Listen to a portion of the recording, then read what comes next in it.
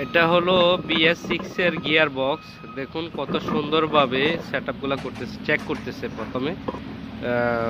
Check করে দেখতেছে finishing বরাবর আছে কিনা। দেখুন কিভাবে সেটআপ করতেছে, দেখতে থাকুন। Wow, nice.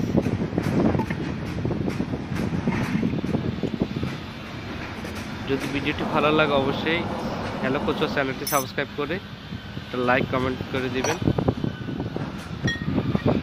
দেখুন কত সুন্দরভাবে গিয়ার বক্সটা সেটআপ করতেছে।